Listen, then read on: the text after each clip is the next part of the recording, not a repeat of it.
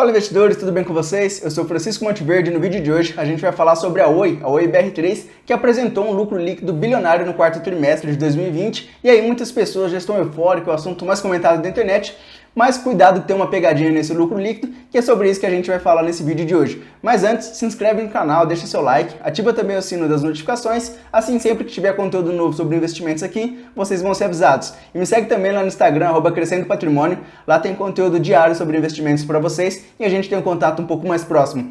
É isso aí, enquanto eu rodo a vinheta, 4 segundos, você se inscreve no canal e bora pro vídeo.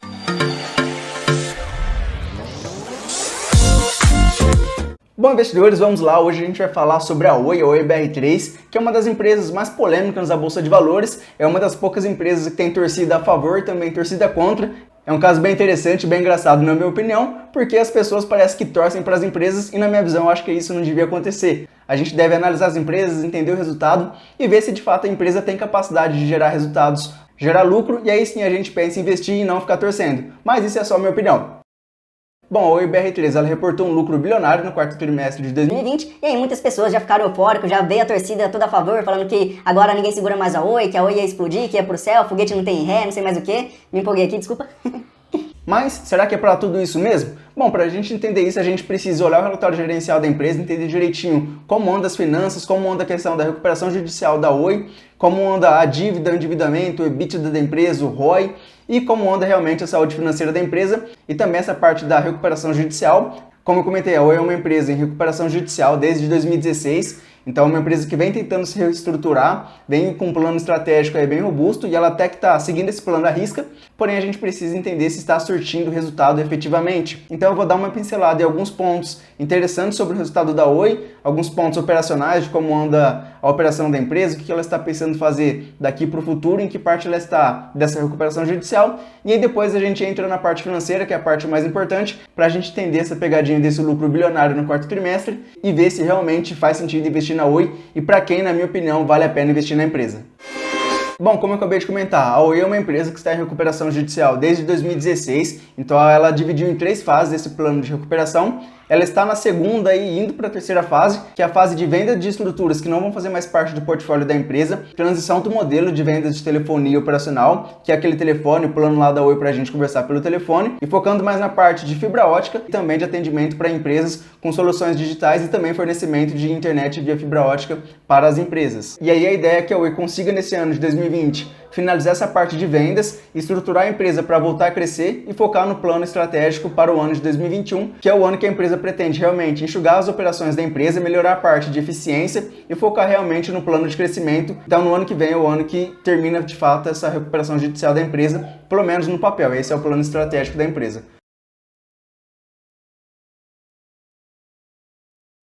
Bom, no ano de 2020, a Oi seguiu a risco o plano estratégico, ela conseguiu cumprir todas as partes do acordo.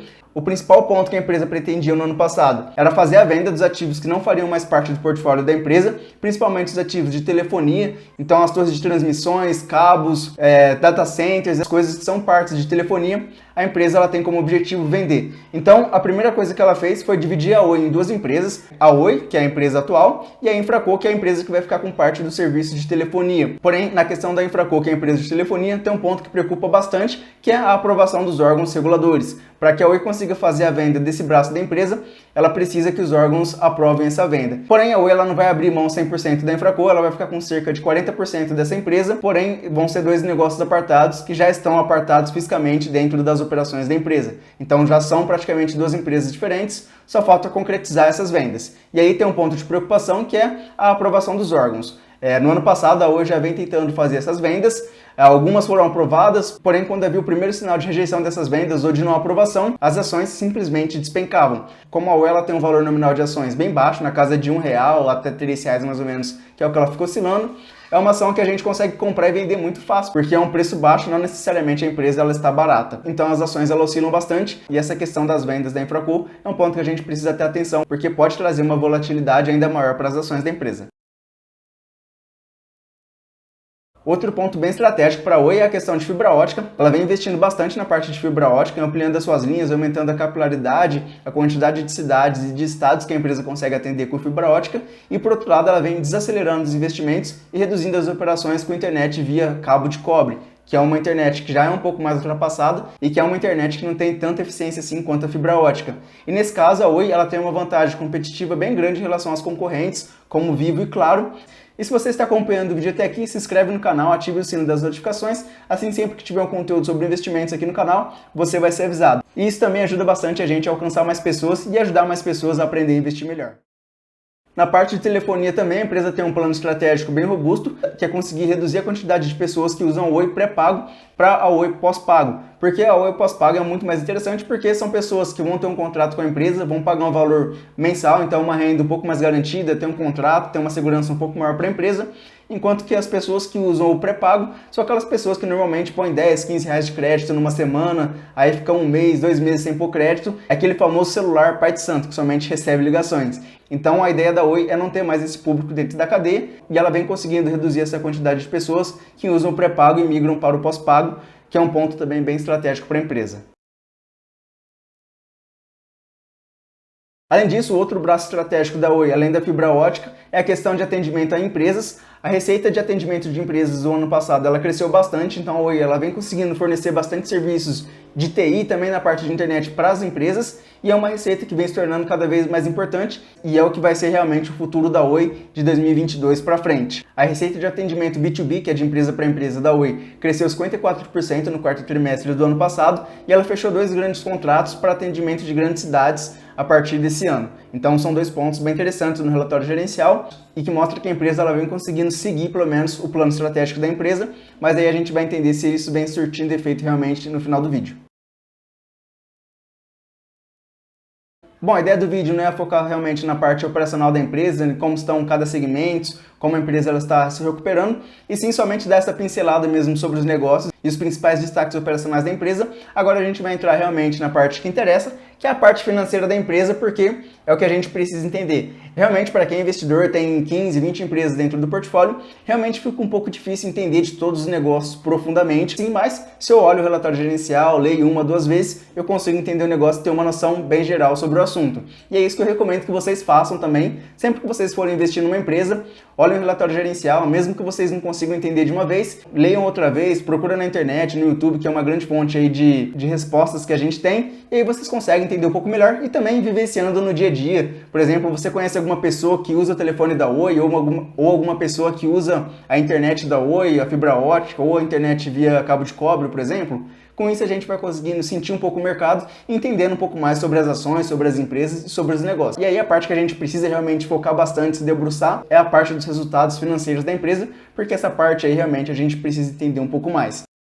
Bom, debruçando agora na parte financeira da Oi, que é a parte que realmente importa, vamos começar pelo lucro líquido da empresa no quarto trimestre. A empresa ela reportou um lucro líquido de 1,8 bilhões de reais no quarto trimestre de 2020, rebatendo o prejuízo do quarto trimestre de 2019. Essa foi a maior manchete da semana das casas de análise e das pessoas que fazem recomendações de ações, porém tem uma pegadinha dentro desse lucro líquido, é que boa parte desse resultado é por conta de um fato não recorrente. A Oi ela teve um crédito em conta de renda de contribuição social de 3,46 bilhões de reais. Então foi somente com esse abatimento de impostos, basicamente, é que a empresa ela conseguiu ter esse lucro líquido no quarto trimestre. Se ela não tivesse esse ressarcimento de imposto de renda de 3 bilhões e meio praticamente, ela teria amargado um prejuízo aí no quarto trimestre de 1,7 bilhões de reais, que é um prejuízo em linha com o prejuízo do terceiro trimestre de 2020 e também com o quarto trimestre de 2019, que são os períodos que a gente costuma comparar. Nos 2 trimestres, tanto no terceiro de 2020 quanto no quarto de 2019, a empresa ela teve prejuízos na casa de 2 bilhões de reais. Então nesse ponto aí a gente já abre um pouco mais o olho, acende farol amarelo,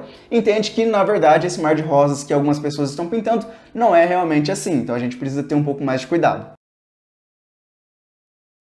Seguindo aqui na análise do relatório gerencial da empresa, a Oi ela reportou um prejuízo de 10 bilhões de reais em 2020, que é mais ou menos em linha, um pouco maior do que o prejuízo de 2019, que foi de 9 bilhões de reais. Então aí se a gente olhar, a empresa vem há 2 anos pelo menos, em 2018 e 2017 ela também reportou prejuízo, mas pelo menos há 2 anos reportando prejuízos na casa de 9 ou 10 bilhões de reais. O que é mais um ponto pra gente ficar esperto e não entrar na euforia do mercado aí que agora a Oi vai deslanchar. Um ponto bem importante e interessante no relatório gerencial da Oi é que a empresa ela conseguiu reduzir em 8,4% ou em 1,2 bilhões de reais os custos operacionais, que no caso da Oi, que é uma empresa que está em recuperação judicial, judicial é um ponto muito importante. Reduzir as despesas e conseguir melhorar a eficiência da empresa é sempre importante, principalmente numa empresa que está em recuperação judicial e visa reverter aí os prejuízos anteriores. Um último ponto sobre o relatório gerencial da Oi que eu queria comentar com vocês é a dívida líquida da empresa.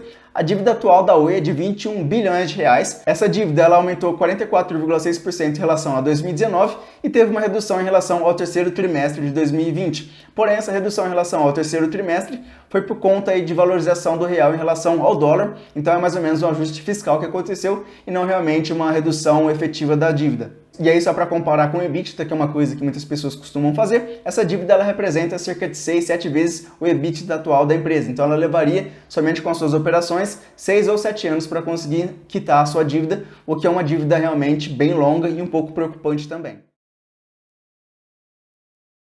Então, dito isso, prejuízo de 2019, prejuízo de 2020, lucro no quarto trimestre por conta de um fato não recorrente e essa dívida líquida bem relevante. Na minha opinião, a Oi é uma empresa bem arriscada para a gente investir. Na minha opinião, não vale a pena, exceto em um caso, que eu vou comentar já já com vocês. Porém, é claro que a Oi ela tem esse plano de recuperação judicial, ela vem conseguindo seguir o plano. Tem algumas coisas para acontecer que podem ajudar bastante a empresa.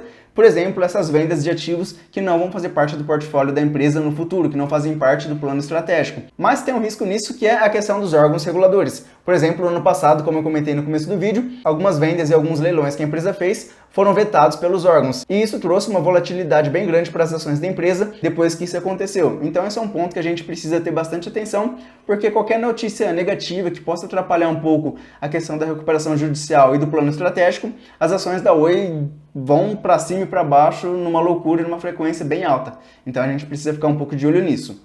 É claro que, na minha visão, tem uma luz bem no final do túnel, pode ser que a empresa volte a dar certo, porém, eu acredito que isso aconteça nesse ano de 2021. Eu acho que vai demorar um pouquinho mais para a empresa conseguir fazer isso. E um adendo comentando sobre os preços das ações da Oi e as recomendações que os analistas fizeram essa semana, dizendo que a Oi é uma ótima empresa para se investir. As ações da Oi estão sendo negociadas em torno de R$2, um pouquinho acima de R$2, e as recomendações das casas de análise é a compra da Oi com preço-alvo em R$3. Então, a valorização esperada pelas casas de análise não é uma valorização tão alta assim, é de R$2,50, R$2,30 até R$3. Então, fique de olho também nisso caso você invista na Oi. E um último ponto em relação à Oi é que o valor de mercado da empresa ele não é baixo. Se a gente olhar, por exemplo, o PVP da empresa, ele está em 1,47, o que mostra que a empresa ainda está sendo negociada um pouco acima do seu patrimônio líquido que a empresa tem. E respondendo a pergunta de R$1 milhão, para quem seria interessante, para quem talvez vale um pouco a pena investir na Oi, na minha opinião, eu não vou investir, para mim não vale a pena, mas se você é uma pessoa que tem uma carteira já grande, bem diversificada, um montante investido bem grande e tem uma reserva de emergência,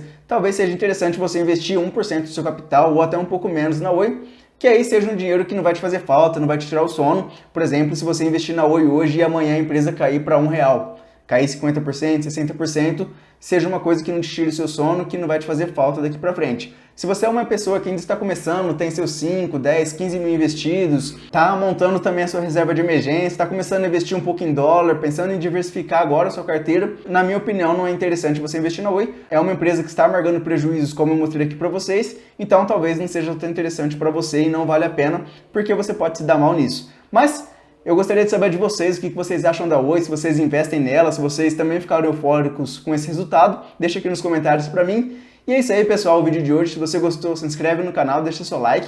E me segue também lá no Instagram, @crescendopatrimônio. Lá tem conteúdo diário sobre investimentos para vocês e a gente tem uma relação um pouco mais próxima. É isso aí, muito obrigado e até o próximo vídeo.